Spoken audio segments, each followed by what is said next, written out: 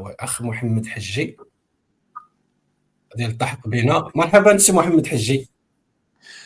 اهلا بك اخ اسامه، اهلا بالمتابعين ديال قناه اسامه سبور، وشكرا مره اخرى على الاستضافه الجديده. اه كنا وكنطلب من ندوزو الاخوان، نطلب من الاخوان كنتمنى انهم ندوزو وقت ممتع مع ان شاء الله المشاهدين ديالنا. كالعاده نطلب من الاخوان انكم تشاركوا في القناه ديالو محمد حجي.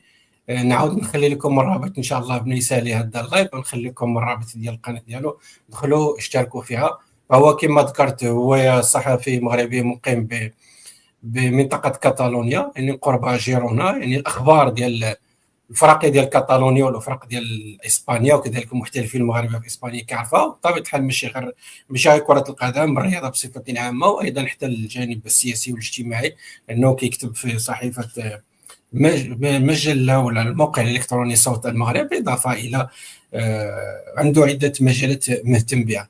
فهنايا غادي نتكلموا معاه في هذه الحلقه على الاخبار اللي كانت تراجعت في الفتره الاخيره، لانه كما كتعرفوا دابا الانترنت ولات المعلومه في ملك الجميع، واي واحد يقدر يعطي المعلومه، يقدر يعطي الخبر ويحلله، ويقدر يرجع لك خبر اشاعه ويرجعوا انه خبر صحيح وداك الشيء.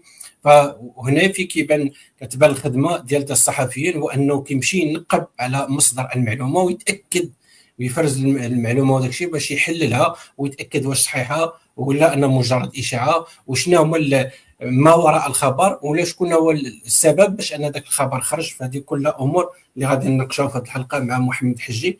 كما ذكرت لكم غادي نبداو اول موضوع كيتعلق بعز الدين أناحي، لان كانت هناك عده اخبار كانت ربطته اولا مع اتلتيكو مدريد. كان محمد حجي كان كذبها في الصفحه ديالته الفيسبوكيه وكذلك في الفيديوهات ديالو. فنخلي لك فرصه باش تهضر على حجي عفوا أناحي الاتلتيكو مدريد. اش درتي بالضبط باش عرفتي المعلومه بانها كاذبه؟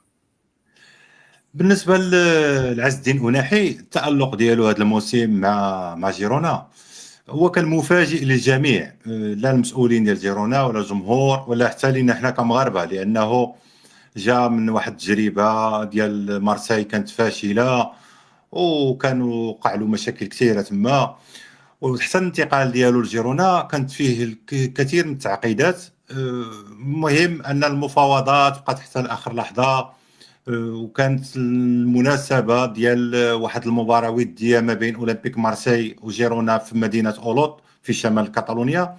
حتى ما كانوا وصلوا لواحد الاتفاق باش كان عز الدين أناحي تمكن من الالتحاق بدوري لا ليغا، مقابل واحد الصفقه ديال ان يبقى واحد النسبه ديال اولمبيك مارسيليا، تبقى عندها نسبه في اي انتقال محتمل ديال عز الدين أناحي من جيرونا. قلت ان الانتقال ديالو المستوى اللي ظهر به فاجأ الجميع، اندمج بسرعه في اجواء الليغا، قدم مساويه طيبه، وبالتالي كانت حديث الصحافه الاسبانيه على هذا المستوى ديالو، على هذه المساهمه ديالو في الخروج بجيرونا من مؤخره ديال الترتيب اللي كانوا كيحتلوها في بدايه البطوله.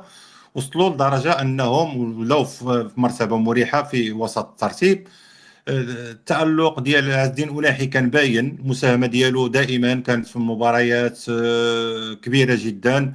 الأسلوب اللعب ديالو حظى بإعجاب الجمهور الكاتالاني ديال جيرونا، أنه كيشبوه بواحد ديك اللاعب اللي كيحمل ديك الطريقة الفطرية اللي جاية من الشوارع. الكرة ديال الشوارع كيلعبها هو في الملعب بواحد الشكل يعني منظم احترافي.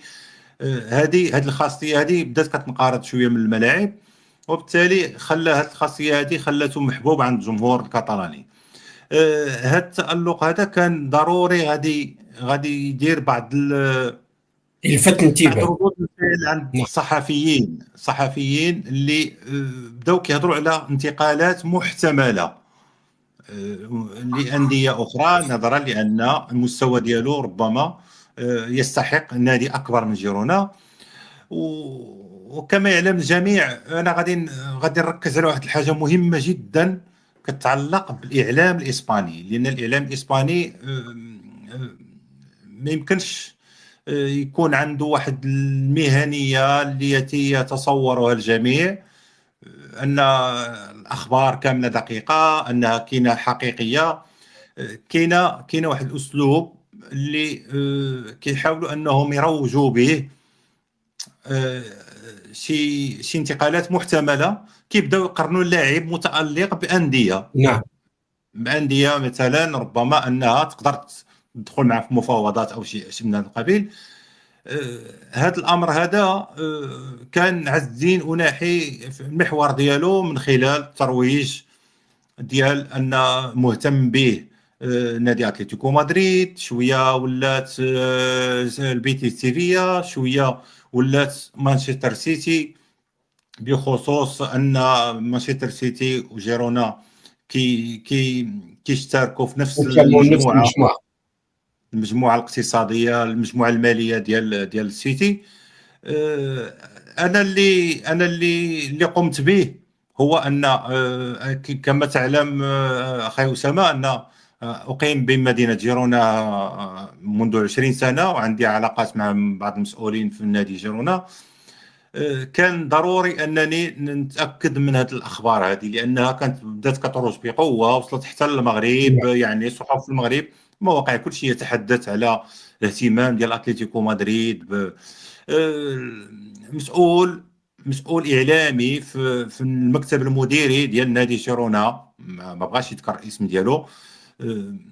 منين استفسرت على هذا الموضوع هذا، نفى جمله وتفصيلا اي اتصال لاي نادي بجيرونا باش يهضروا على الموضوع ديال عز الدين أناحي باي شكل من الاشكال. ما كان والو، وداك كل ما راج كان كاذب، وكانت محاوله لخلق اخبار من والو كعاده نعم الصحافه الاسبانيه، واللي سيرهم مع الاسف بعض الصحفيين ديالنا اللي كيعتقدوا على ان كل ما ينشر في الصحافه الاسبانيه راه هو يعني صحيح. حقيقه، وانه لا يبقى نعم اليه الشك.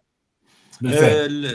المسؤول ديال الاعلامي نادي جيرونا نفى اي اتصال ديال شي نادي بنادي جيرونا باش على الانتقال ديال عز الدين أناحي، في مقابل انه اكد لي واحد الامر، انه يتم في ذاك الفتره هذه، يعني قبل اسبوعين تقريبا، كانت مفاوضات مع عز الدين أناحي والوكيل الاعمال ديالو باش يرفعوا له الراتب الشهري ديالو، مقابل ترفع له الشرط الشرط الجزائي.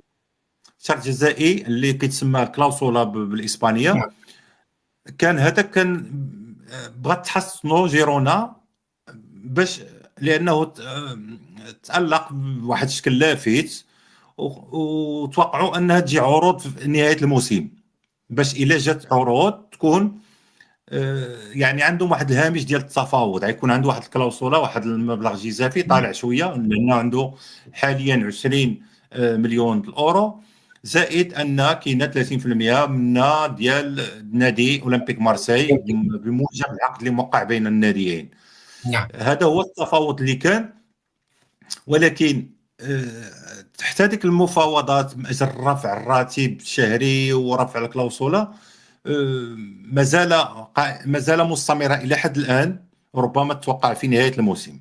اما اي عرض جا الخيرونا او مفاوضات او شي اهتمام بشي نادي، راها للحقيقه وللامانه راها ما كايناش. هذه من عند مسؤول في المكتب المديري ديال نادي جيرونا، جبت من عنده هذا يعني الخبر الحصري اللي نشرت سابقا. لان ما كايناش، ما كلاش ان الواحد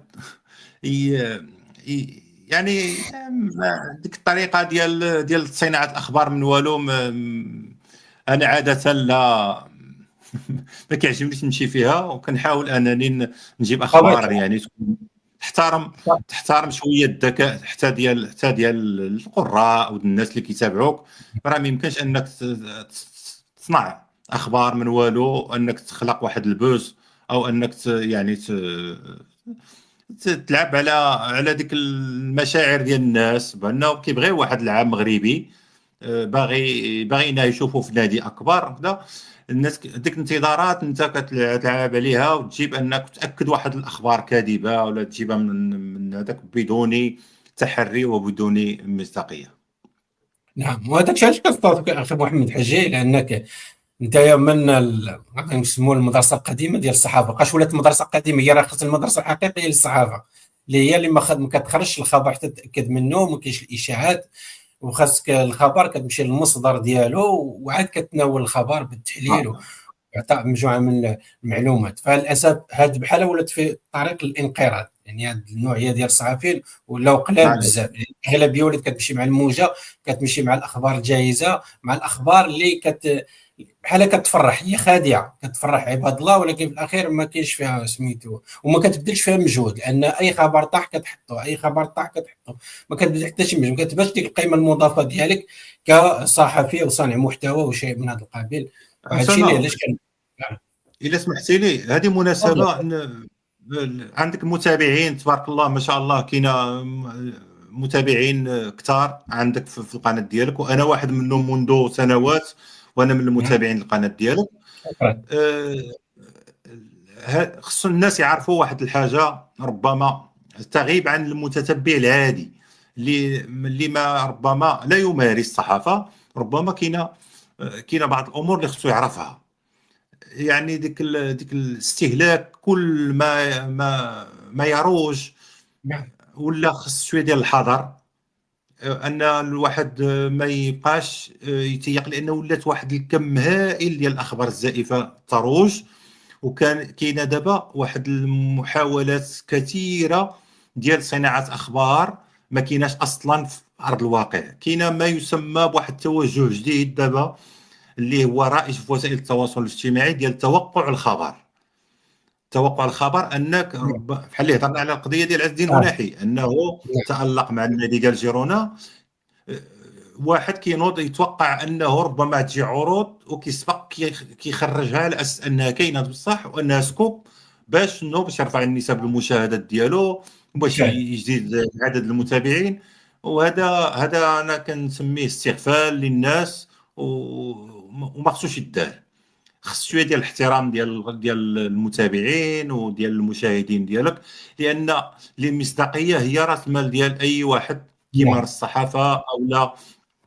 هاد التوجهات الجديده ديال وسائل التواصل الاجتماعي وهاد القنوات، راه المصداقيه ديال الانسان راه ما راها الا مشات فقدت، راه غير الواحد يمشي يشوف شي حرفه اخرى وصافي. هادشي اللي كاينه. هذه نقطه محمد بغيت نشير حجي. ليها. ربما نعم. ان المتابعين اللي عندك تبارك الله هما يعني لا يعوزهم الذكاء في التمييز ما بين الصادق وبين بين الكاذب. نعم. واحد السؤال طرحه واحد المشاهدين كومولا فيدا ميسما، كيقول، المهم بقاش انت قلتي اتصلتي بواحد المسؤول في داخل نادي جيرونا، قال لك وشكون قال المسؤول ما كذبش عليك وما باغيش يعطيك افاده في الموضوع، الموضوع ديال اناحي. هذاك الامر كيتوقف على درجات ديال نوعيه العلاقه اللي عند ديك المسؤول. نعم. علاش بالفعل. كنقولوا ملي كنجيبوا شي خبر مثلا كتقول حسب مصدر موثوق؟ نعم. هذيك الكلمه راه ما كدارش غير هكذاك. غير اه، راه الا باش ما يعطيو كانش باطل. مصدر موثوق، راه ما كانش مصدر موثوق، راه ما يمكنلكش دير ديك الكلمه. لان السيد اللي قال لي هذه الكلمه هذه، لان كاينه مع علاقه ماشي يعني ديال وليده كتعرفوا اللحظه او بمده ان طويله.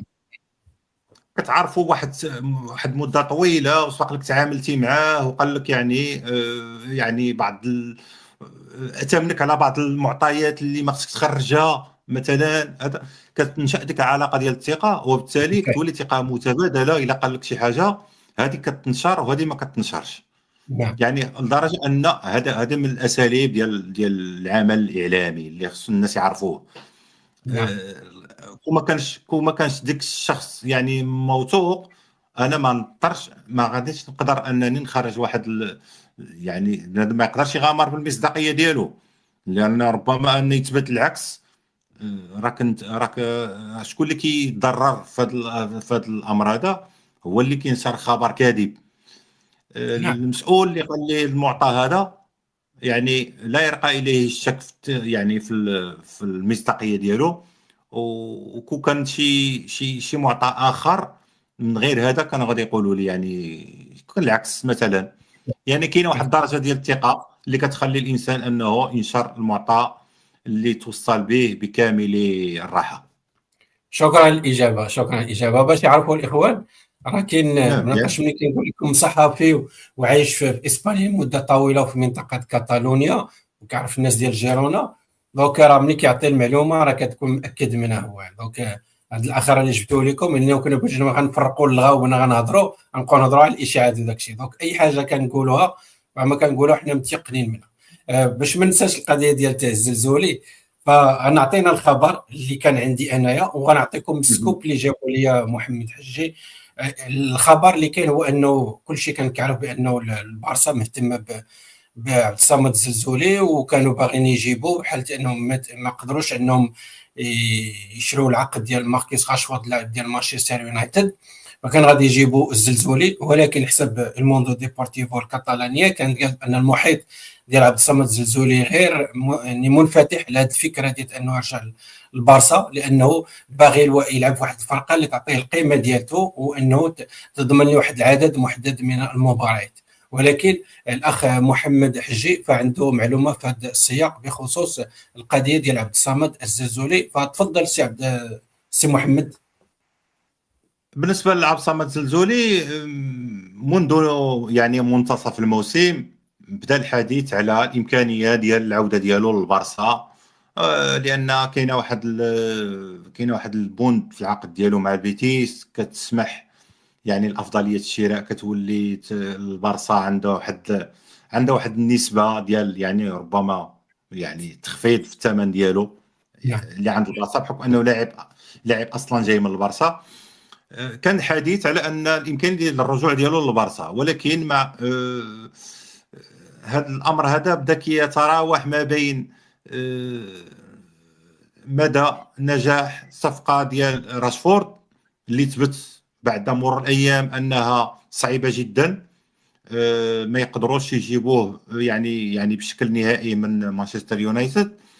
وحتى مانشستر يونايتد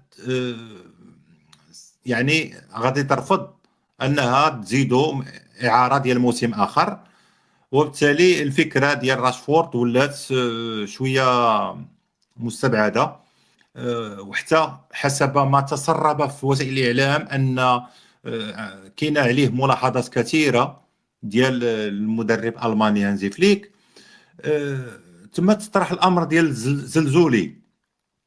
بالنسبه لعبد الصمد الزلزولي، يعني اي واحد غادي يسمع عبد الصمد الزلزولي بديك المستوى اللي كان عاطيه في منتصف الموسم والى اليوم، غادي موسم هائل داير مع البيتيس. يعني العوده ديالو للبارسا غادي تؤدي مباشره الجلوس ديالو في كرسي الاحتياط، لان كاين تما رافينيا التحول اللي دار مع هانزي فليك ولا من ركائز ديال البارسا، ولا انه ولا عميد الفريق ولا العام اللي فات كيسجل كان هداف ديال دوري ابطال اوروبا، العام اللي فات كان هداف دوري ابطال اوروبا. فوالا. عطى رافينيا وقع له واحد التحول مع هانزي فليك اللي جعلو انه من الركائز الاساسيه ديال البارسا، وما يقدرش يجلس مثلا في الحاله ديال انه يجي زلزولي يولي انهم يتنافسوا وياه ولا ذاك، ضروري الزلزولي غيمشي لكرسي الاحتياط. هذا كان الانطباع الاولي عند كل شيء. من بعد تصرفت القضيه ديال ان المحيط عبد الصمد الزلزولي كيرفض انه يرجع للبارسا لانه ما يقدرش يهرس هذا المستوى التصاعدي ديالو، بعد ما انه ثبت انه واحد اللاعب اللي يعني خصو يلعب بشكل اساسي. هو واحد الاشاره اسامه بالنسبه لعبد الصمد الزلزولي. هو منين كان تشافي هو رفض يجلس يبقى مع تشافي، وتشافي يلح على البقاء ديالو في البارسا، ولكن عبد الصمد الزلزولي رفض انه يبقى في البارسا بسبب واحد، هو قال لهم انا خصني نلعب رسمي، ماشي نكون احتياطي او نلعب دقائق معدوده او نكون بديل ديال شي واحد. هو اصلا هذا هو السبب ديال المغادره ديال البارسا، باش مشى نعم. لأوساسونا مسلف ومن بعد مشى للبيتيس. وبالتالي ولا الامر مستبعد انه يرجع للبارسا في واحد المرحله. الى حدود الامس، ربما الامس او اليوم تسربت بعض الاخبار على عروض كبيره جدا لرافينيا باش يمشي للدوري السعودي. رافينيا كاينه عاوتاني مصادر تقول ان رافينيا يميل الى الانتقال لانه بغى يستغل هذا العرض الكبير. هو بنظر السن ديالو اللي ربما يعني فايت واحد المرحله اللي ما يقدرش انه يجي عرض بحال هكذا ويرفضوا، لانه باقي له سنوات قليله على نهايه المشوار ديالو، وبالتالي كاين ميل على انه يقبل ديك العرض ديال الدوري السعودي. الشيء اللي غادي يفتح المجال مرة أخرى لعبد الصمد الزلزولي أن البارسا ترجعوا في حالة ما إذا، لأن البارسا إلى إدارة ديال البارسا حاليا أي عرض كبير ديال الفلوس يقدر تدخل المفاوضات عليه. علاش؟ لأن كما يعلم الجميع الوضع ديال البارسا وضع ماليا فيه صعوبات كثيرة، وأي حاجة تنفس على المالية ديال النادي جوان لابورتا راه ما غاديش يفلتها وغادي يمشي فيها. الى هو ميسي يعني داروا له ما بغاوش يخليوها لانظارا لانه عنده تكلفه كبيره على الماليه. العرض ديال دابا اللي كاين الدوري السعودي رافينيا ربما يكون فيه تطورات في الايام المقبله، وانا لا استبعد ان البارسا توافق على العرض ورافينيا كذلك. واذا تم هذا الامر هذا كاينه في الحقيقه كاينه معارضه كبيره ديال بعض السوسيوس ديال البارسا من خلال اليوم وسائل التواصل الاجتماعي. بعض المنخرطين ديال البارسا كيقول لك ما يمكنش تفرط في لاعب بحال رافينيا وانت ما عندك ضمانات على ان اللاعب اللي غيجي في المكان ديالو غيكون في نفس القيمه ديالو وفي نفس العطاء ديالو. وكيعطيو نموذج بما وقع في الانتقال ديال نيمار لباريس سان جيرمان باش جا ديك العرض الضخم من عند نصر الخليفي. بزاف قالوا ان البارسا غادي تاخذ ديك المبلغ وتشري به لاعبين وتروج به ودير به لكن في الاخير كان ديك المبلغ ما تصرفش بواحد الشكل اللي معقلان ودارت به صفقات خاسره وبقات البارسا لا نيمار لا فلوس لا حتى حاجه. هما الناس دابا كيتخوفوا من هذا الامر هذا ديال انه يتكرر مع رافينيا انه يمشي بواحد المبلغ كبير على اساس ان البارسا تدخل منه، ولكن ربما ان حتى ديك المداخيل ديال الصفقه ديال هذاك ربما ما تمشيش بواحد الشكل، ما تتمش بواحد الحكامه جيده اللي تخلي ان البارسا تستافد من ديك الصفقه. المهم ان الامر غادي يكون عنده تطورات الايام المقبله، ودائما كيبقى الباب مفتوح لان اقرب واحد يقدر يعوض رافينيا في حال الرحيل ديالو هو عبد الصمد الزلزولي، نظرا لان البارسا عندها ديك الامتياز ديال المبلغ ديال الانتقال ديالو من البيتيس. يعني البارسا تستافد منه باي شكل من الاشكال الى مشى بحالو رافينيا للدوري السعودي. نعم، كنت غنقول لك واحد المقوله بيبو سامي خدها ليا كنتسنى كتسالي هي لا نيمار لا 7 فراك هذيك الكره المغربيه سميت داك الحيوان لا 7 فراك كنتسنى كتسالي باش نقولها لك. اوكي دابا غادي نمشيو اللي قال هو انه كاين هناك عروض من الدوري السعودي باش يستقطبوا اللاعب رافينيا، يعني باقي ما كاين حتى شي حاجه رسميه، يعني يكون هناك خبر كيقول لك وبحال الا مشى لانه كاين معارضه ديال لي سوسيوس هما المنخرطين ديال البارسا ضد هذا الرحيل ديال اللاعب رافينيا. عاديك الساعه الا رحل عاديك الساعه غادي يكون يعني اللي تفتح الباب لعبد الصمد الزلزولي بطبيعه الحال انه غتكون عنده ضمانات باش انه غادي يلعب. هذا هو الخبر، يعني باش ما يفهموش وحدين بان بحال راه الزلزولي راه غيمشي دابا للبارسا بحكم لان باقي يلاه خرجت المعلومه. بطبيعه الحال هناك مفاوضات نقاشات وجدال اللي غادي يوقع، ديك الساعه غادي نشوفوا اش كاين. غادي نمشيو للخبر اللي كان حدث واحد ضجه في المغرب بخصوص وليد الركراكي. فخرج واحد صحفي اسباني خواكين ماروتو وقال بانه هناك انقسام داخل الاداره ديال ريال مدريد بخصوص وليد الركراكي. هناك تيار اللي باغي وليد الركراكي انه يدرب نادي ريال مدريد بحكم انه كيعرف يتعامل مع النجوم، وبحكم انه مدرب نجح مع المنتخب المغربي. فغادي تعطينا بعدا هذا الصحفي خواكين ماروتو علاش استدل باش يخرج هذا الخبر، وشنو الاستفاده ديالته من هذا الخبر اللي كيخرج بانه وليد الركراكي هناك انقسام داخل الاداره ديال ريال مدريد. ملي كتقول انقسام يعني كتقول راه واحد النسبه كبيره ديال لي سوسيوس كذلك ديال الاداره باغيين وليد الركراكي كمدرب قادم لنادي ريال مدريد. اعطينا توضيحات بهذا الخصوص. اي اسامه، بالنسبه لهذا الموضوع ديال وليد الركراكي في ريال مدريد، قبل ما نهضر على الموضوع، لابد باش نشير واحد المساله مهمه جدا. الشيء اللي غادي نقوله راه لا يعني باي شكل من الاشكال ان وليد الركراكي لا يستحق، او انه ما في الدوش، او انه بزاف ديال، لان ناض واحد الجدل ديال مهم، ديال ديك الشيء التبعات. اولا المخلفات ديال الفتره ديال الوليد لا زالت مستمره، الفتره ديالو في الفريق الوطني، هذا معاه هذا ضده. انا لا ما غاديش نهضر من ديك المنطقه هذاك، لان وليد الركراكي واحد المدرب مغربي، دار مع المنتخب الوطني واحد الانجاز كبير تاريخي، وصلوا لنصف نهائي كاس العالم. دوز المرحله ديالو بايجابياتها وبسلبياتها، وغادر الفريق الوطني. الان هو لم يعد مدربا للمنتخب الوطني المغربي، ولا مدرب مغربي كيحمل الجنسيه المغربيه بحالنا بحالو، ونبغيو نشوفوه يعني في انديه كبيره في اوروبا. يعني هذا هو الواقع اللي خصنا نهضروا به. ولكن الامر ديال اشرافه على تدريب ريال مدريد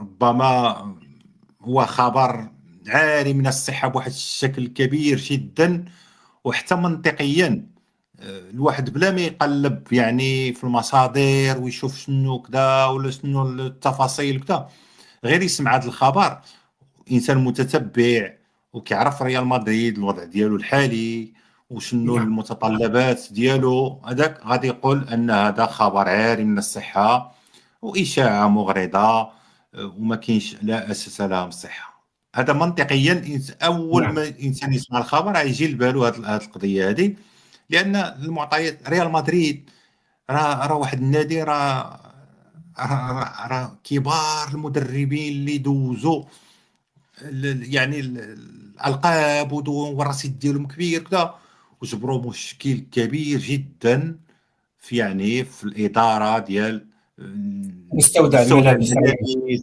التعامل مع الاداره، مع الضغوطات الجمهور.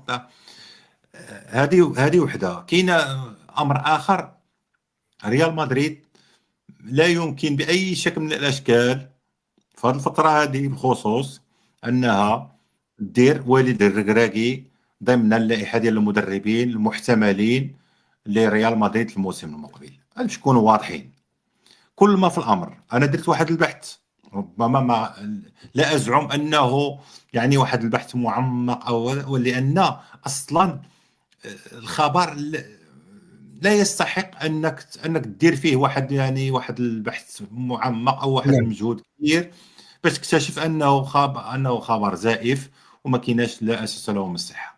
كل ما في الامر هو ان خواكين ماروتو واحد الصحفي معروف انه تنقل ما بين مختلف المؤسسات الاعلاميه الاسبانيه، ما خلى ما دار صحفي، دار محلل، دار معلق، عنده مسار كبير.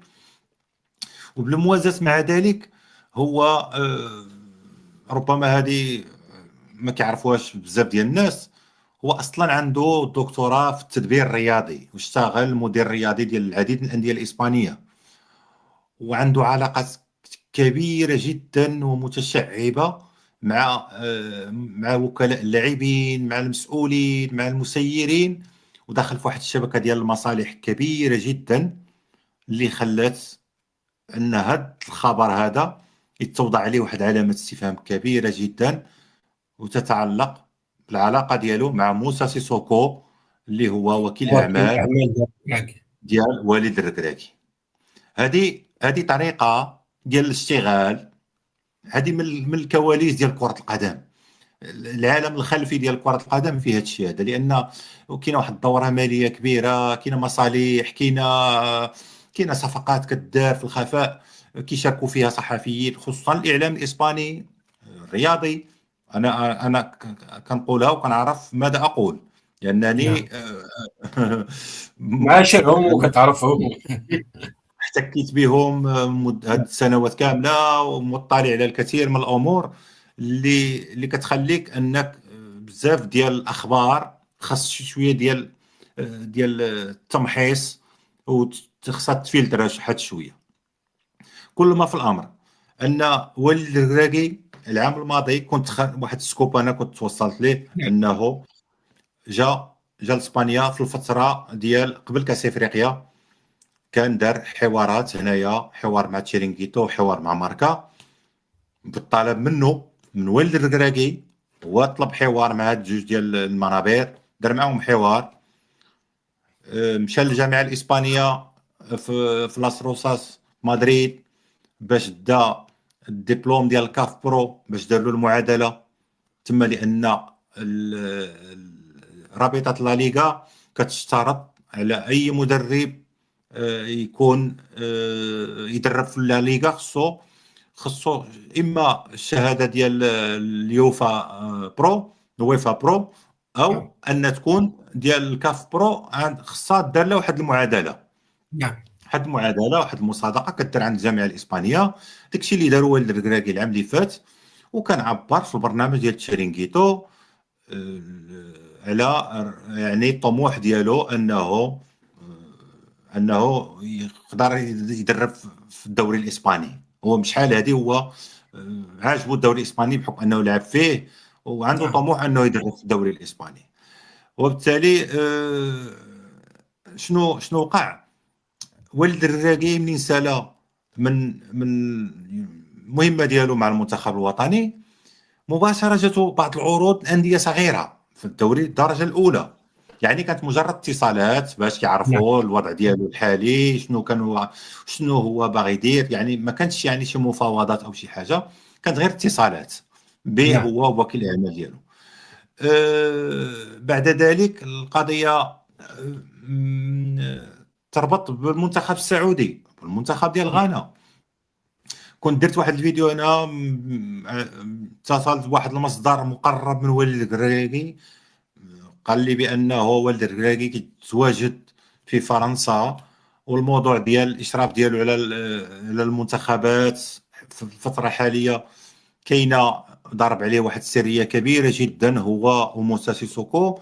زائد ان ذاك المصدر المقرب من ولد الركراكي قال لي بانه يستبعد هادشي في واحد الفتره اللي كان الكل يتحدث على قرب التحاقه بالمنتخب السعودي. هذاك نعم. المصدر راه هادشي منشور، عندي فيديو في الحسابات ديالي. كان كان ديك المصدر قال لي بان من المستبعد جدا ان وليد الركراكي يشرف على منتخب في هذا المونديال المقبل، نظرا لان الى مشى شد منتخب وما حققش معه نتيجه، يعني كان اقصاء من الدور الاول مثلا، او كان انهزام شي حصص كبيره، هذا كان كيعني النهايه ديال المشوار ديال الوالد الركراكي مع مهنه ديال التدريب. لان نعم. محمد اسمح لي غادي نقاطعك، ولكن باش نعطي المعلومه اللي كتصب في هذا الاتجاه. انا كنعرف انا نعم واحد صديق اللي هو صديق مقرب لوالد الركراكي، قال بانه بالفعل الاتحاد السعودي لكره القدم كان باغي والد الركراكي، ولكن والد الركراكي رفض لانه ما بغاش يدرب السعوديه في المونديال. قال لهم لو كنت باغي ندرب في المونديال نبقى نيت مع المنتخب المغربي. هذا هو الخبر اللي كان عطاه لي صديق مقرب من الركراكي، بانه ما باغيش يدرب منتخب كاس العالم. قال لك لو بغى يشارك في كاس العالم كان يبقى نيت مع المنتخب المغربي. نفس تفضل. الامر مع العرض ديال المنتخب ديال غانا. قبل ما يجي كيروش كانوا اتصلوا بوالد الركراكي، وكان والد الركراكي رفض، لانه كيعرف بان المده متبقيه على المونديال قصيره، وما عندوش مجال بتاتا باش يوجد فريق يخوض به المونديال. وبالتالي كيبقى الاحتمال ديال انه يتعرض لشي هزيمه كبيره، اقصاء هذاك، وغادي يحرق الانجاز ديالو اللي داروا مع المنتخب الوطني، وهذه غتاثر له على المسار ديالو التدريبي. هو ينتظر العروض ديال الانديه الاسبانيه اللي اتصلت به. يعني هذا اسلوب كيديروا وكلاء الاعمال، ملي كيشوفوا ان واحد الاسم ديال واحد الموكل ديالهم بحال اللي بدا كيتنسى، او انه نعم. اعلاميا مابقاش رايش، كيدير عندهم واحد الشبكه ديال الصحفيين نعم. نكون شنو كيعدلوا معاهم شي حاجه بحال هكا. يعني كان خواكين ماروطو واحد من الاصدقاء ديال موسى سيسوكو اللي ربط السميه ديال والد الركراكي بريال مدريد، خرج خبر لان فعلا والد الركراكي قدم السيره الذاتيه ديالو، السيفي ديالو حطه في الاداره ديال ريال مدريد بحال اي مدرب يقدر يديرها. اي مدرب يعني عنده حق. اي مدرب عنده حق يشد يحط السيفي ديالو في اداره ريال مدريد. يعني كيوضع راسو، راه الاشاره ديال النادي ديال ريال مدريد الا بغى النادي يعيط له، هذه بحال طلب عمل نعم. عادي. هذاك الشيء هذاك الوضع ديال الطلب كان في علم خواكين ماروتو، لان بين الامور انها تعدلت بهذا الشكل هذا، وبالتالي ان يخرج خبر كيقول لك بان يعني السي في ديال والد كراكي يحظى باهتمام ريال مدريد، وكاين حديث عليه اكثر من حديث على مورينيو. هنا كتبان وشنو نعم. الهدف الاخير كامل. الهدف من هذا الشيء كامل هو شنو؟ هو ان كتروج واحد الاسم ديالك، كتربطو يعني انك كنت مرشح لتدريب نادي ريال مدريد. هذا نعم. الشيء غادي يفتح لك، هذا غيجيب لك عروض اخرى من انديه اقل. فهمتي؟ دابا هذا هو المنتظر في نهايه هذا الموسم. كاينه انديه اسبانيه العقود ديال المدربين ديالها قربت تسالي، يمكن عاد تسالي في هذا الصيف، وربما انهم يدخلوا في اتصالات مع والد الراكي باش يشوفوا انه ربما الا توصلوا بشي اتفاق وعرضوا المشروع عليه ديال النادي، ربما انه يشرف على نادي من انديه القسم الوطني الاول في اسبانيا الموسم المقبل. كانت عندي بعض المعطيات ولكن غير مؤكده هنا باش نقول نعم. لك انا ما يمكنش كان واحد المصدر كان قال لي واحد النادي في وسط الترتيب، ولكن ما كانش يعني شي حاجه اللي مؤكده اللي تقدر انك تغامر وتخرج واحد الخبر بحال هكذا وانت ما عندكش شي معطيات. كاينه نعم. اهتمام ديال واحد نادي في متوسط الترتيب، يعني من الانديه الاسبانيه، انه يرغب في ان والد الركراكي يتولى التدريب ديالو الموسم المقبل. هذاك النادي كان سبق له شرف عليه واحد المدرب من جنسيتين فرنسيه عربيه، درب فتره قصيره ومن بعد تدرب في المغرب. المهم هذا الامر بقى هكذاك وبحاله حتى هو يعني. بالشعر. كان جا درب الوداد، جا درب ربما الوداد نقول كاس العالم للانديه. المهم كان يعني كان اهتمام ديك النادي، ربما كاين اهتمام عنده بوالد الراكي. كنتظروا نهايه الموسم ربما تكون مفاوضات او تكون شي اعلان ديال انه يشرف على تدريب نادي من انديه القسم الاول في اسبانيا الموسم المقبل. ولاشاره ان وليد الركراكي ما يمكنش انك ما نقولوا، حيت كاينه بزاف خرجوا بانه ما عندوش مستوى يدرب في لا ليغا وكذا، ما نوصلوش على الدرجه هذه. مادام عندك انجاز ديال الوصول لنصف نهائي كاس العالم، راه عندك الامكانيه انك تدرب نادي من انديه القسم الوطني الاول في اسبانيا. لان حنا كنشوفوا حاليا ربما مثلا نقدروا نقارنوا غير مع اربيلوا مثلا. نعم. اربيلوا يعني ما يمكنش، ما كتقدرش تقول كاين شي فرق كبير بين اربيلوا والركراكي على حساب داك الشيء اللي شفناه والطريقه ديال الاداره ولكن ديال. اخي محمد اسمح لي غادي نقاطعك. كنشوفوا الا باش اه كنهضر على المدربين اللي تعاقبوا على ريال مدريد، ملي كنشوفوا في عهد فلورنتينو بيريز ديما كيجيب شي مدربين يعني قبل ما ينطلق الموسم دائما كيجيب شي مدرب اللي حقق نجاحات مع اسبانيا، مع الفرق الاسبانيه ولا مع الفرق الاوروبيه، يعني غنبداو من مورينهو حتى شابي الونسو. ولكن هذوك المدربين اللي كيجيو في وسط الموسم غالبا كيجيبهم مدرب ديال لا كاستيا. كانت وقعت مع زيدان موسم 2015 2016، وقعت مع سانتياغو سولاري موسم 2018 2019، وقعت دابا اربيلوا. يعني دابا ملي كتقارن اربيلوا مع الركراكي ولا سانتياغو سولاري مع الركراكي ما غاديش يكون. ولكن حنا كنهضروا على واحد المدرب اللي ريال مدريد كتفكر فيه قبل بدايه الموسم، يعني كيفكروا فيه في ماي باش انهم يجيبوه. دائما خاص يكون واحد المدرب من العيار الكبير، مدرب بحال الشكل ديال مورينهو، انشيلوتي، يورغن كلوب، يعني على هذه الشكله. دونك ولا بحال شابي الونسو اللي سبق لي لعب في ريال مدريد، النجم منتخب اسبانيا، دار ثنائيه مع باير ليفركوزن، موسم لا هزيمه. هادو كلهم حوايج اللي هادو هما البروفايلات اللي كتقلب عليهم ريال مدريد. كتقلب عليهم طبيعه الحال. لا هي بالنسبه هذه نقدر ناكدها يعني بشكل قاطع ومشحال هذه من البدايه، ان والد الراغي هذا الشيء اللي كيروج عليه انه الاداره ديال ريال مدريد كاينه فيها انقسام، وانه ما يدرب ريال مدريد، انه كاينه تفاوض، هذا الشيء كامل عاري من الصحه تماما. كل ما جرى هو اللي سردته قبل قليل. كاينه خواكين ماروطو عنده علاقه مع موسى سيسوكو في اطار داك الشيء اللي كيدار في كواليس كره القدم، ترويج واحد السميه. دارت هذه العمليه هذه. دابا ولد الراكي رجع للساحه، يتداول كثيرا في وسائل الاعلام. الشيء اللي غادي قلت انه غادي يجيب عروض في نهايه الموسم، وغادي نشوفوا شنو غادي يوقع معاه. ربما يشرف على نادي من انديه القسم الاول في اسبانيا العام المقبل ان شاء الله. قبل ما ندوزو الموضوع الموالي، غير باش نجاوب واحد الاخ قال لك علاش حيدتو الركراكي، مع العلم ان انس الغراري هو الدراع اليمنى ديال فلورنتينو بيريز، هو مغربي. بدا انس الغراري باغي يورغن كلوب، هذه الاولى. باغي يورغن كلوب، ماشي بالضروره باش المغربي غيجيب مدرب مغربي. تفضل.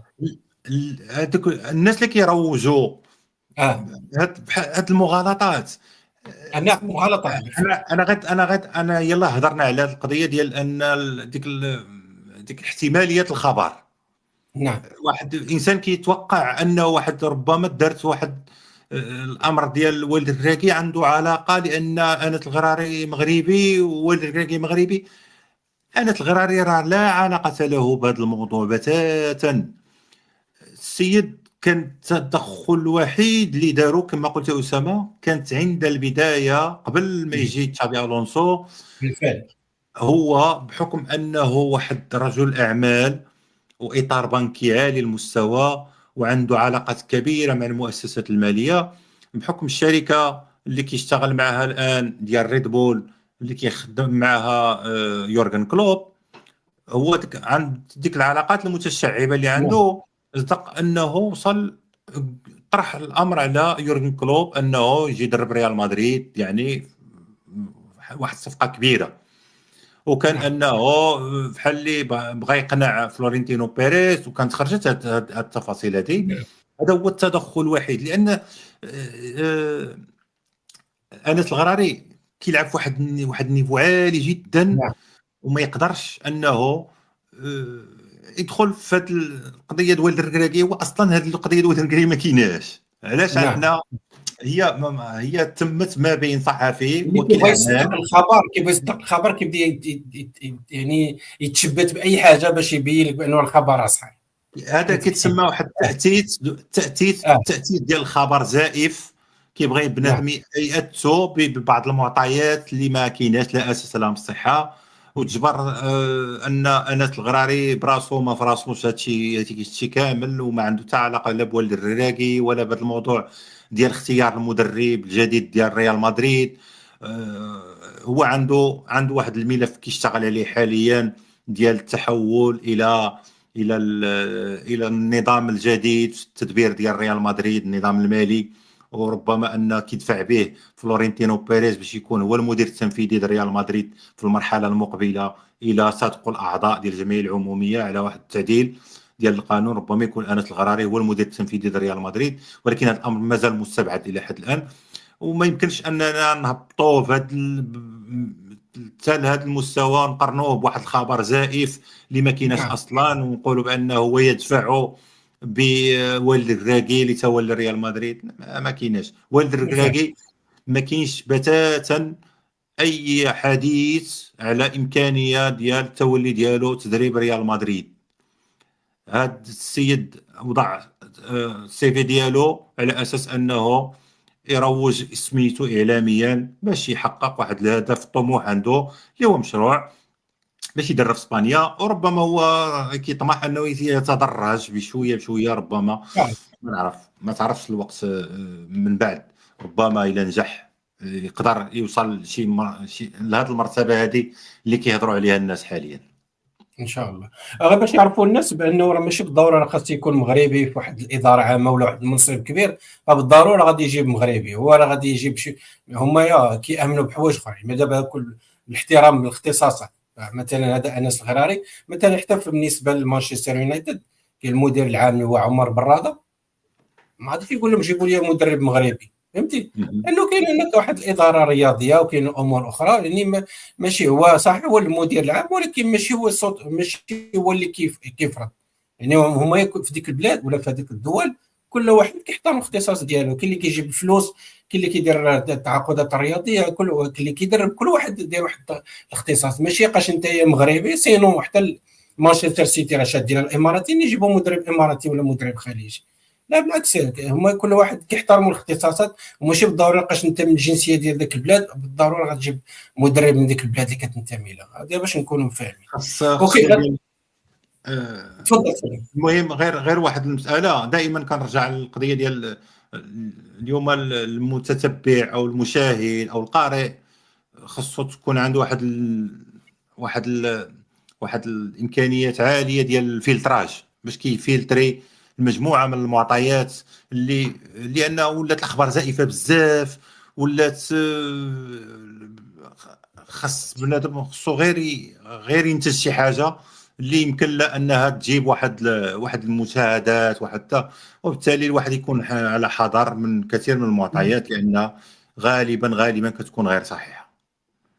دابا الان غادي نمشيو لواحد الملف اللي كيجمع بين الرياضه والسياسه، الملف ديال رافائيل لوسان اللي هو رئيس الاتحاد الاسباني لكره القدم. ما عجبوش هذا الشيء اللي واقع في اسبانيا، كيحس بان الملف الثلاثي المغربي الإيبيري كنا كنعرفوا بأنه في الأول كانوا جابوا المغرب كطرف مكمل، شوية ولا كشريك بحال البرتغال، ولكن دابا داز من مرحلة شريك إلى منافس قوي وحقيقي لإسبانيا. وهذا الشيء اللي خلى أن رافائيل لوسان كيحس بهذه الخطورة ديال الملف المغربي، لدرجة أنه بدا كيبحث بالطرق ديالو باش يثبت بأنه الطريقة باش خدم بها المشرفين على الملف الاسباني ماشي هي الطريقه اللي خدام عليها المشرفين على الملف المغربي. انه في الملف المغربي هناك مخاطب وحيد متحدث وحيد اللي هو فوزي القجع، واللي دايرين واحد الخريطه الطريق وبان الامور غاديه وبانه علاقات ديالته ممتازه مع جاني انفانتينو مع الفيفا. ولكن في الجهه المقابله يعني في اسبانيا هناك مشكله، هناك رئيس الاتحاد الاسباني لكره القدم اللي هو رافائيل لوسان من الحزب الشعبي، وهناك ايضا واحد الملف نقدروا نقولوا حكومي يعني تحت اشراف بيدرو سانشيز اللي هو رئيس الحكومه الاسبانيه من حزب اخر اللي هو الحزب المعارض للحزب الشعبي. فغادي نبداو بهذا الخبر بعدا هو الاول. يعني رافائيل لوسان شنو بالضبط اللي كيزعجو من انه علاش كيعتبر الملف المغربي بانه كيشكل عليه خطر، ولانه هناك اقتسام الكعكه ديال المباريات وايضا المباراه الافتتاحيه والمباراه النهائيه، هذا وكيحس بالخطر المغربي. هو كل ما صرح به رافائيل لوسان يدخل في اطار واحد ردود الفعل اللي كيديرها منذ ان عين بيدرو سانشيز اللجنه الوزاريه المكلفه بتنظيم مونديال 2030. يعني منين سحب من تحت الارجل ديالو البساط من الاشراف على الملف ديال المونديال 2030، ورافائيل لوسان كيحاول انه يبين على ان هو اللي بحكم انه وصي على كره القدم في البلاد، رئيس الجامعه ديالها، هو اللي خصو يشد ذاك الملف ماشي الحكومه. نعم. وبالتالي دخل في سلسله ديال التصريحات يحذر كذا المغرب عن نضمن النهائي المونديال، كيهضر على شويه المغرب، شويه كيهضر على بيدرو سانشيز، شويه كيهضر على التصريح ديالو الاخير لا يخرج عن عن هذه السلوكات اللي كيديرها رافائيل لوسان كرد فعل على ديك سحب البساط من تحت الارجل ديالو فيما يتعلق بمونديال 2030. هو حذر من هاد الازدواجيه ديال اللي كاينه ديال المسؤوليه، زعما راه حتى انا مسؤول.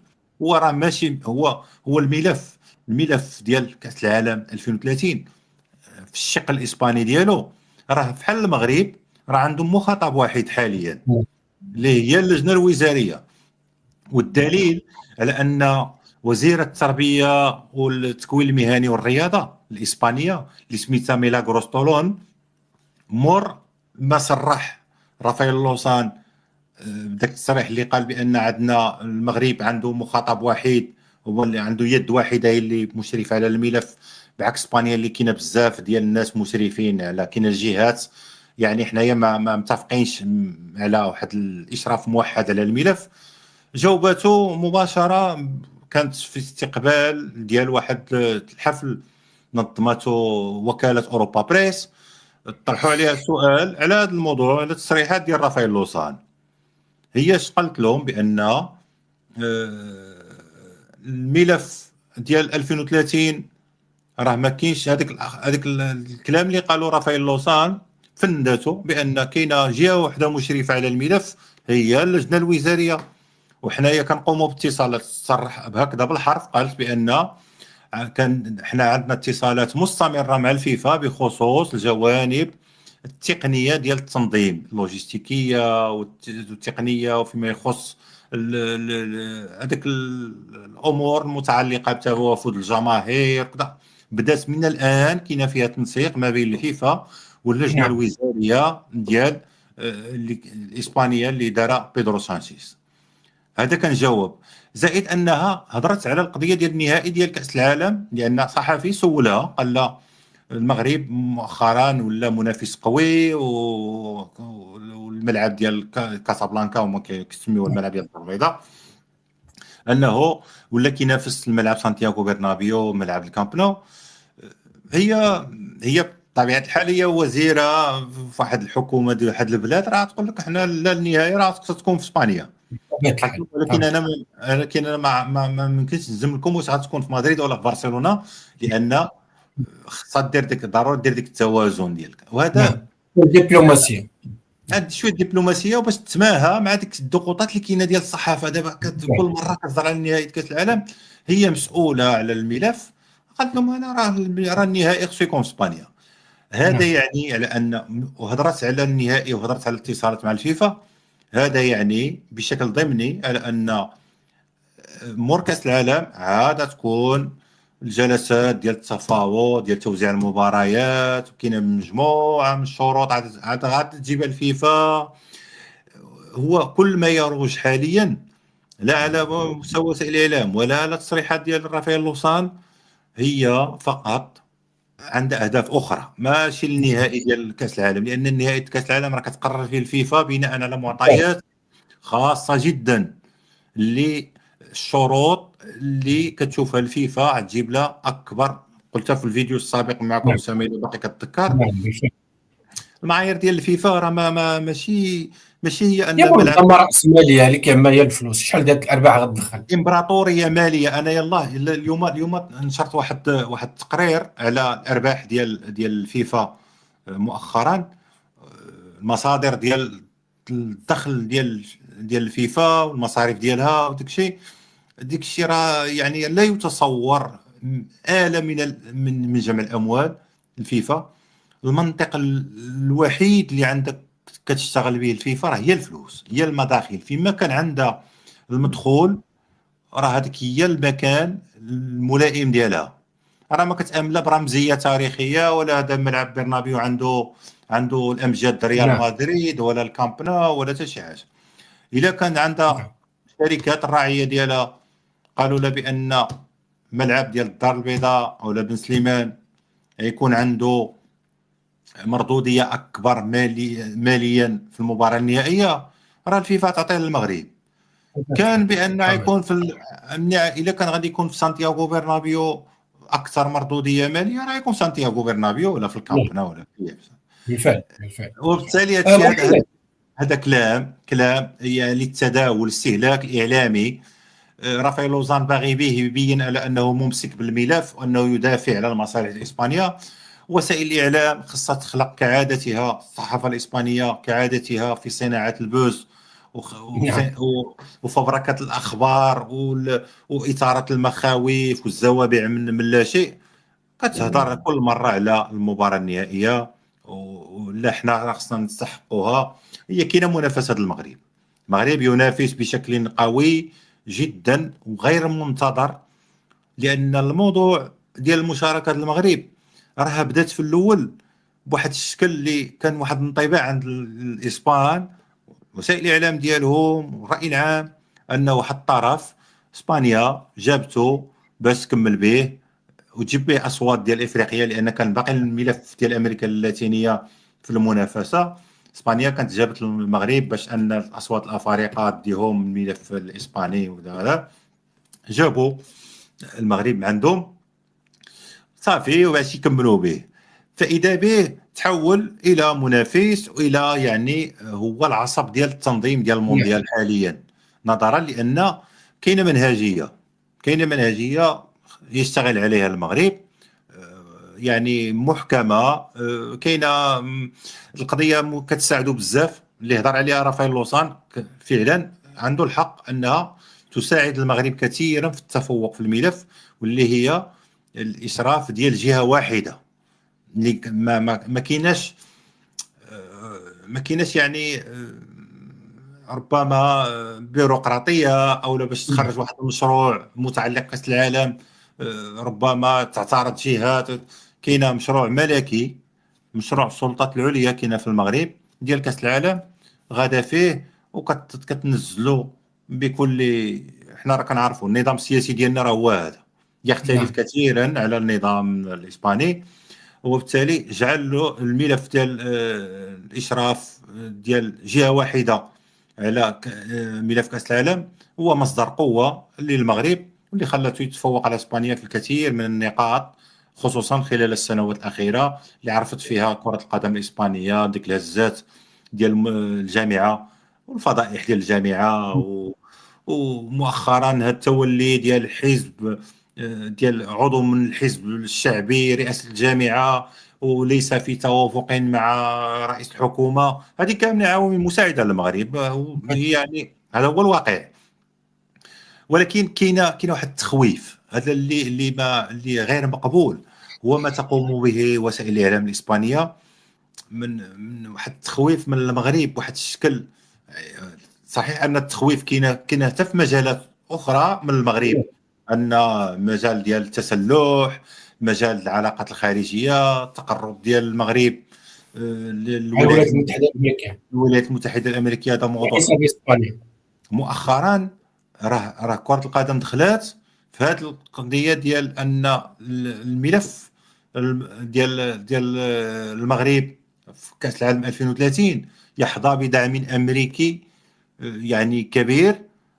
ودابا كنعرفوا العلاقه ديال اسبانيا مع الولايات المتحده الامريكيه ماشي حتى تما، كاين واحد الفتور بعد الحرب على غزه والحرب الاخيره على ايران. وايضا يعني حتى نضيف واحد القضيه ديال الحلف الناتو اللي كتقود الولايات المتحده الامريكيه، انه كنطلبوا من الحلفاء ديالهم الغربيين يزيدوا واحد نسبه 1% من الناتج اسبانيا خلاص. الوطني. واسبانيا بيدرو سانشيز كان رفض، ولهذا اعتبر الاخر ترامب اعتبر تحدي، ولهذا كيقوم دابا حاليا بتهميش اسبانيا. وبالمقابل كنلقاو العلاقات بين المغرب والامريكان يعني متطوره جدا، فحتى هي داخله في هذا اللي كتخلي الاعلام الاسباني متخوف من المغرب، يعني ماشي غير كره القدم اللي ذكرتي، بل حتى في الجانب السياسي والاقتصادي. مؤخرا كان واحد التلميح ديال وسائل الاعلام، لان جاني انفانتينو يخضع لدونالد ترامب في الكثير من نعم. الامور، وبالتالي ان دونالد ترامب غادي يدفع جاني انفانتينو انه يرجح الكفه المغرب، يعني في استضافه المباراه النهائيه في الكثير من الامور اللي كنهضروا على المتعلقه بكره القدم. نعم. الكثير من الامتيازات في الملف المشترك ديال 2030 جاني انفانتينو غيرجح فيها الكفه المغرب، نظرا للعلاقه ديالو المقربه مع ترامب والامتيازات اللي عند فيفا في الولايات المتحده الامريكيه. وهذا الشيء هذا كامل يصب في مصلحه المغرب، وبالتالي ولا تحذير كبير جدا من المغرب في هذا الملف هذا. واللي اعتقد ان بعد المونديال غادي يولي كلام اخر، تولي امور اخرى، خصوصا اذا استمر بيدرو سانشيز في ولايه اخرى، لان الانتخابات التشريعيه ديال اسبانيا كاينه في 2027. الى استمر ولايه اخرى الملف راه غادي يمشي بواحد السلاسه كبيره جدا، وما غاديش تكون فيها حتى شي، لان كاينه لجنه وزاريه نعم. هي اللي كتشرف على الملف الاسباني. وبيدرو سانشيز علاقه مع المغرب مزيانه، الامور غتمشي بواحد السلاسه، بعكس اذا وقع تحول في النظام السياسي في الحزب الحاكم في اسبانيا وطلع الحزب الشعبي، ربما يجبروا كثير من العراقيل، لان نعم. لان رافائيل لوزان رئيس الجامعه الاسبانيه عنده نيه انه يغير بزاف ديال الامور اللي دارت لحد الساعه، من الملاعب، من بزاف ديال الاتفاقيات مع المغرب والبرتغال، باغي يعاود يراجعها باش ياخذ امتيازات اكبر لاسبانيا. اوكي محمد حجي، يوم الخميس الماضي كان الاعلام الاسباني صباح يعني ما عاجبو حال، لانه كان هناك واحد الجمعيه العموميه ديال الفيفا في مدينه فانكوفر الكنديه، وكيقولوا بانه الوفد المغربي وفوزي القجاع ان هناك كيحظى بواحد الاحترام كبير داخل الفيفا. ذكروا ايضا بانه الكونغرس القادم غادي يكون في المغرب 2027 غيكون مهم، لانه غيتم غيكون انتخابات من اجل التصويت على رئيس جديد للفيفا، غالبا غيكون جاني انفانتينو غادي يرشح نفسه للولايات الاخرى. فقال ان المغرب، وذكروا ايضا حتى كاس العالم ديال الانديه 2029 لانه اللي يقدر يتنظم في المغرب لوحده، ما كاينش في اسبانيا، وكيقولوا بانه هذا كاس العالم للانديه غتكون بروفا للمونديال ديال 2030. يعني شافوا هذا الشيء كامل كيشكل خطر كبير على المغرب. الاعلام الاسباني نهار الخميس الماضي كان متخوف بزاف. واش تقدر تزيد شي اضافات ديالك شي حوايج، ولا كيفاش كتشوف؟ واش هذا الشيء غير مبالغه، ولا بالفعل انه هذاك الشيء كيقول الاعلام هو اللي كيحس به نيت المواطن الاسباني وكذلك اصحاب القرار في كره القدم؟ لا بالنسبه للراي العام ووسائل الاعلام هما فواد والاسبانيه الرسميه، نعم. الحكومه هذاك راه في واد اخر، باش نكونوا واضحين. هادشي المخاوف وهاد الجيش اللي كيوقع ضد المغرب راه غير في وسائل الاعلام كيجيشوا معاهم الناس. كاينه وسائل الاعلام كتتبع اليمين الاسباني، هما بديك الحمله ديالهم العامه ديال التخويف دائما من المغرب، ديك الخطر من الجنوب، الخطر ديال الجار الجنوبي. هذه عقيده عند اليمين الاسباني كيمارسها في مختلف المجالات منها كره القدم. هو كاين دابا اي حاجه خطوه غيديرها فوزي القجاع غادي يمشي اتصالات ديالو بالفيفا، جاب المؤتمر ديال الفيفا للمغرب، راه غادي يقولوا هذا راه تهديد اسبانيا لمصالح اسبانيا. كاينه واحد النوع من، ربما نسميوه واحد النوع من الغيره على ان نعم. المغرب ولا كيحظى ببعض المكانه اللي ما كانش عنده من قبل. يعني القوه الناعمه ديالو ولات في تنامي مستمر، الدبلوماسيه ديالو ولات عنده شويه ديال الفعاليه. اسبانيا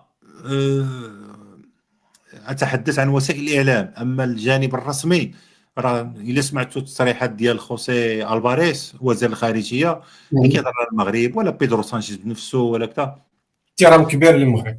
ما كاينش بتاتا هادشي هذا، ما كاينش بتاتا. كاين احترام كبير، وكاينه واحد يعني الناس كتعطي واحد القيمه لهاد هاد الجوار دابا اللي مؤخرا العلاقه ولات فيها بزاف اتفاقيات ولا واحد التعاون ولا كذا. الجانب الاسباني، الجانب ديال اليمين الاسباني هو اللي كيخلق هاد الزوابع ديال الخطر من المغرب، والمغرب كذا. كيتهموا بيدرو سانشيز حتى في البرلمان، حتى في جلسات برلمانيه دائما موضوع المغرب حاضر. اليمين الاسباني انت كتخدم المصالح ديال المغرب، انت يعني كتفرض المغرب كيفرض الشروط ديالو عليك كما بغا. المغرب شاد عليك شي حاجه بحكم وجدوا قضايا كاينه وصل حتى لهذ الدرجه انهم اليمين الاسباني خصوصا اليمين المتطرف حزب فوكس قالوا لبيدرو سانشيز بان لما عندك ربما المغرب شاد عليك شي اسرار ولا شي حاجه اللي كتعامل معاه بهذه الطريقه هذه، واحد الشعبويه ما آه. مضحك. وبالتالي انه من يجي واحد المنبر اعلامي تابع لليمين ويهضر على فوزي القجع، مشى جاب المؤتمر ديال الفيفا للمغرب وهضر عليه بواحد النوع من التهويل وانه يشكل تهديدا لاسبانيا، كيبقى في الاخير الامر مضحك وصافي، ما يمكنش تعلق عليه لان ما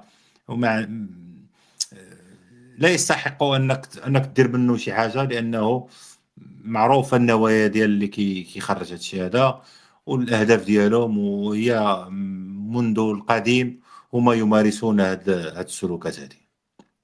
اخي محمد، هذا الاعلام اللي هضرت عليه اللي كيقوم بالتهويل، يقوم ايضا باستغلال اي هفوه مغربيه وكيرجعها كيكبرها بزاف. فذاك اليوم نيت الخميس يعني في الصباح، الاعلام الاسباني، هذاك الجزء من الاعلام الاسباني كيهضر على المغرب بواحد الطريقه اللي كيخوفوا بها الاسبان، ولكن في الليل تبدلت اللهجه لانها كانت مورا ماتش ديال الجيش الملكي ضد الرجاء الرياضي، هذيك الاحداث الشغب اللي وقعت. فبدا كيهضروا عاوتاني على الجوده ديال التنظيم ديال المغرب، على الفوضى ديال الجماهير ديال سميتو. كيفاش انت شتي كيفاش تعاملوا هما الاسبان مع ما حدث في مباراه الجيش مع الرجاء الرياضي؟ هذه كان سميتها ردان الصرف. دابا هما هما دابا هاد الوسائل الاعلام اللي هضرنا عليها كانت في كاس افريقيا للامم، الاحداث ديال المباراه النهائيه ضد السنغال نعم. شدوها هما ورافائيل لوسان وسيل الاعلام ديال اللي تبع اليمين الاسباني، هضروا قال لك كيفاش حنا المغرب هذا اللي كيقول لك كينظم المباراه النهائيه وما فشلوا في تنظيم المباراه النهائيه ديال الكان، شنو وقع عندهم وشنو داروا شنو كذا، بغاو يصنعوا منا شي حاجه. كانت محاوله، من بعد وقع ديك المشكل ديال العنصريه. المغرب المغاربه شنو المغاربه تعاملوا بالمثل. وسائل الاعلام المغربيه قالت هذا واش البلاد اللي غتنظم حتى هي، قالوا نفس اللي قالوا اسبانيول، قال لك بان ما يمكنش ان دوله فيها العنصريه بهذا بالفعل. الشكل غتصادف كاس العالم. من حقهم لانهم كيتعاملوا بالمثل، لان الوسائل الاعلام بغات تستغل ما حدث في نهايه كاس افريقيا باش تنتزع النهائي ديال كاس العالم من المغرب. المغاربه داروا نفس الشيء. دابا عاوتاني الحادث ديال احداث ديال المباراه ديال الجيش الملكي والرجاء البيضاوي شدات وسائل الاعلام الاسبانيه عاوتاني تقول لك بان كاين الشغب وكذا. هي شوف هي اخي اسامه، لابد نعم. اننا نعترفوا على ان ديك الشيء كان مشين جدا ومروع ومؤسف بالفعل. وما خصوش يتكرر، لان ديك الاعمال ديال الشغب راه هي ماشي غادي نقول لك انها هي لا علاقه لها بالمباراه النهائيه ديال المونديال وكذا، ولكن هي صوره سيئه بزاف للمغرب. داكشي اللي وقع راه ما يمكنش اننا ما ندينوش وما نقولوش بانه سلوك همجي داروا ديك الجمهور، خرب ديك الملعب اللي تبنى بميزانيه كبيره من المال العمومي، وهذاك واحد المرفق اللي البلاد كتفتخر به تجي دك بديك الشكل هذاك، راه امر مؤسف خاص الادانه ديالو، وراه يؤثر كثيرا لان ديك الصور انتقلت للعالم كامل. وبالتالي راه وحده اخرى راه كتاخذ علينا نظره خايبه، وهذا الشيء خصهم يفهموا هاد الناس هادو، راه حنا كنصدروا صوره سيئه على بلادنا بداك السلوكات. ولكن بالنسبه لكاس العالم هذاك الشيء اللي كتقول الصحافه الاسبانيه هذاك غير استغلال واحد الحدث باش ان عاوتاني تروج ديك القضيه ديال ان كيفاش غتعطيو. دابا واش هل يعتقد احد ان الفيفا مثلا غتشوف الاعلام الاسباني يهضر على الشغب كذا شي في المباراه ديال الجيش وكذا وغتحيد؟ كانت غادا تعطي النهائي الكاس النهائي المونديال المغرب وتحيدوا له نظرا لان عندهم الشغب. الشغب راه ظاهره عالميه، الشغب ظاهره اكبر الامم المتحضره نعم. راه كان فيها الشغب. راه الانجليز راه كان الات ديال التخريب والهمجيه كان فيها الجمهور. راه الى وقت قريب راه كان كارثه الجمهور ديال الانجليز، راه عاد استطاعوا يتغلبوا عليها.